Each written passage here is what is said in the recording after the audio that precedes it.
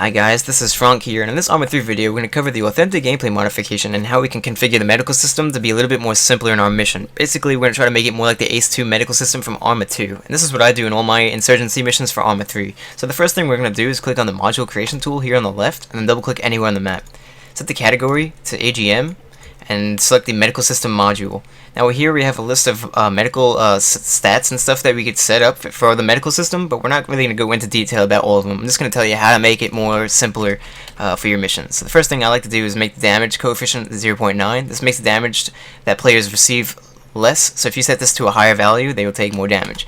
And this is basically the same case for everything else. So anyway, next is bleeding speed coefficient. We want players to bleed a little bit slower, so we don't want them to bleed out as too fast, so we set it to 0.8. Next is set the pain effect coefficient to 0.5. This basically makes the pain intensity of visual effect to be less overwhelming. So 0.5, everyone I've played with has agreed is a perfect value.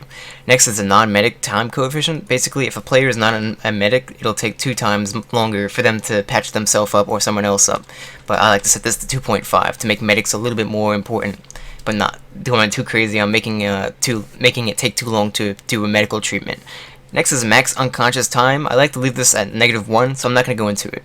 Next is the allow non-medics. I always set this to yes. Having to rely on your medic completely to do any medical treatment is kind of stupid, and basically I think allow non-medics allows them to use morphine and epinephrine and blood bags, but if you set this to yes, that means that every soldier can use morphine, epinephrine, and blood bags.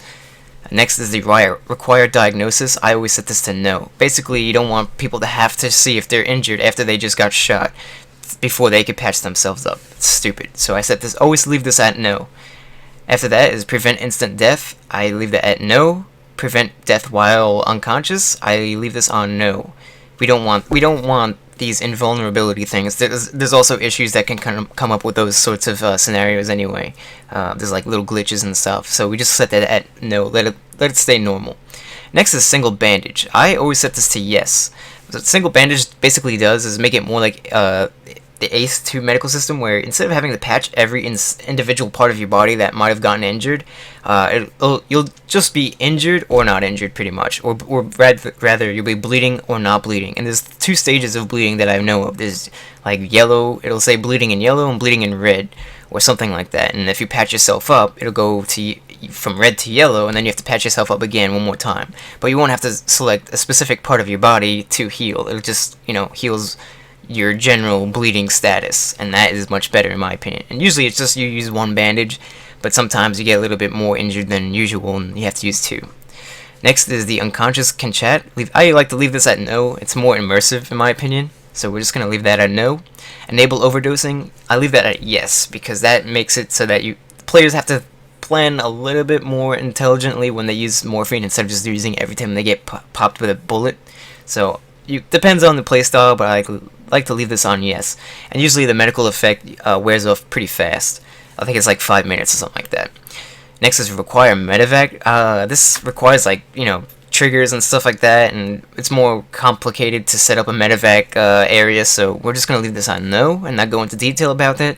Same thing for type of medevac. It's too complicated for right now, so we're just going to skip all that.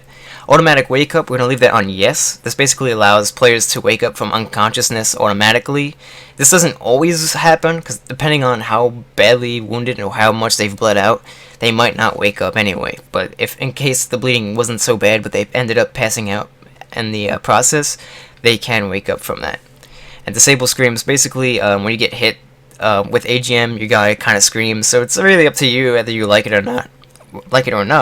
I leave this on no though. I like to leave the screams on just because why not.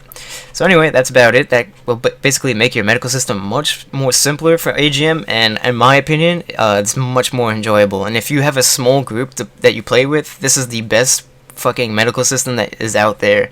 It's actually better than the advanced wounding script that I used to use, so I highly recommend this, and I also recommend this against CSE and any other medical systems out there. And it's very modular, as you can see. So anyway, hopefully this video was helpful, and if it was, cool, then let me know, and might even go and do another more in-depth video on how to play with the medical system or the other modules. I'll probably do more videos on the other modules in the future. Anyway, thanks for watching, guys, and It'll be great if you did learn from this.